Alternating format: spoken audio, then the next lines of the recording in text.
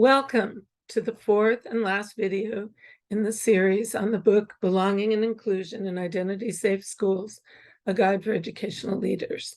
My name is Becki Cohn-Vargas, and I'm one of the authors. And today we're going to be talking about chapters 6 and 7, Coherence and Congruence in Your Identity-Safe School, and Launching Identity Safety.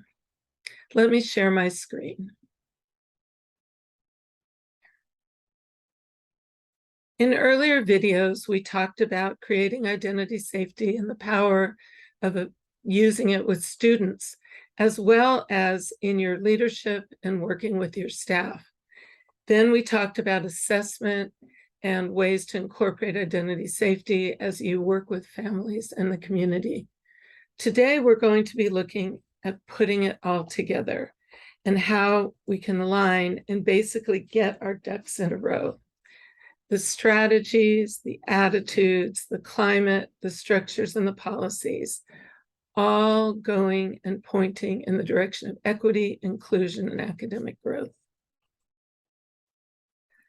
The identity-safe principles we previously discussed were the ones about colorblind teaching as a barrier to inclusion and educated self-awareness. Now we're going to be talking a little about the classroom and the 4 domains that emerged in the research on identity safety: caring classrooms, classroom relationships, cultivating diversity as a resource, and child-centered teaching. When you start the year, you can introduce the identity safety to children and to your students, and work on developing shared norms so everyone gets to know each other. And that's the basis for building those positive relationships and a caring class community.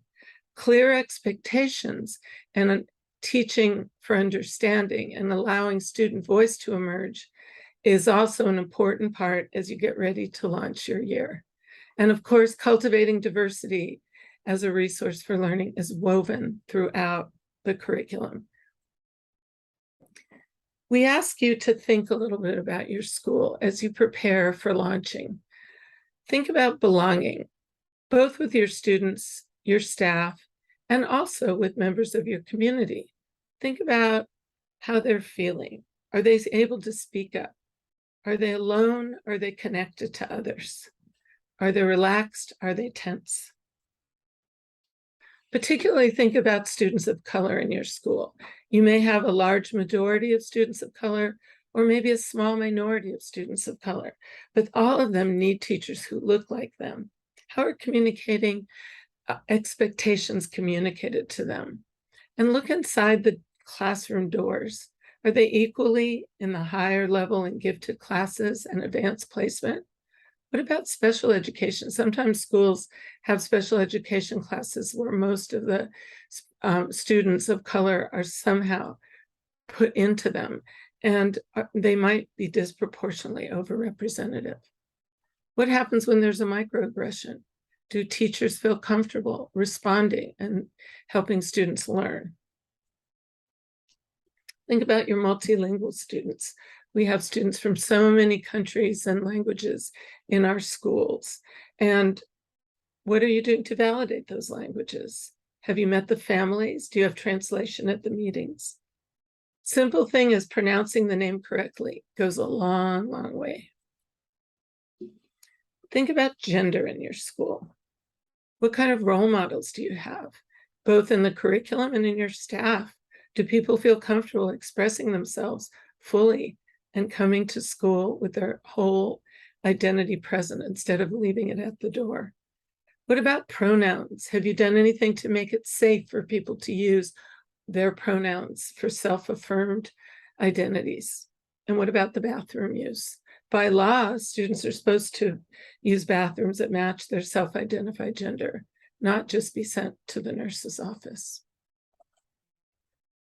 Now think about your curriculum. Are students reflected on the walls, in the content of the curriculum, in all aspects of the school?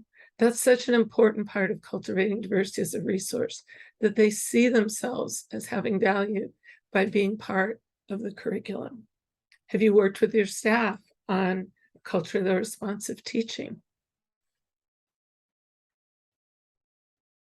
When we talk about student identity exploration, we want to do it in the context of that caring classroom where people feel comfortable, they don't feel singled out, where they can share their identities as they feel comfortable at their own pace, where they can bring in their traditions, the music from their families, the cultural activities that they do, and share them freely with the class. Sometimes we can have students interview family members or invite them to come to school. Also, as part of identity exploration, we really want to recognize that we have intersections of many different identities. We're not just made up of one social identity. So we need that space to let people define their identities for themselves. We don't define them for them. We want to talk about something related to behavior and discipline because that can undermine all efforts of identity safety. Just look at these statistics. We really need to face the school to prison pipeline and think about what we can do to stop it. Here are a few things we suggest that are identity safe. Non-punitive discipline models. That means looking at patterns of discipline and making discipline a learning experience, making sure it's done equitably. By looking at data on referrals, we can look at the patterns and interrupt them and then train the staff. Restorative justice and restorative practices help students learn to be accountable and repair harm rather than fall into patterns of feeling like they're always in trouble. So we're coming to the end of our journey together, and the last chapter has many wonderful ideas about processes for identity safety. And we want to recognize that schools have all kinds of processes already underway. So what you're doing for identity safety is actually integrating identity safety into processes you already have. But good practice includes having a leadership team. And if you don't have one, we recommend you start one because leadership teams help guide the process and support the leaders on the way. And the leadership team, we have many different ways you can make it. And we have some examples in the chapter. Then do an audit, look at your practices, ask those hard questions, look at the data. And then find ways to get input and involvement from the entire community. Your leadership team may be a smaller group, but then you could have a retreat with a larger group or do surveys and gather information. Set some goals and then get going, always monitoring and adjusting along the way. So as we close, I want to point out that there are 3 books on identity safety, as well as many articles. You can find out more at identitysafeclassrooms.com. And each of the books has strategies and specific ideas to focus on identity safety at the elementary level, at the middle and high school level, and of course, with this book, belonging and inclusion in schools, whole identity safe school-wide level. And you can always contact me if you have questions. I do consulting, but I'm happy to answer any questions on the website. There's a way to get in touch with me.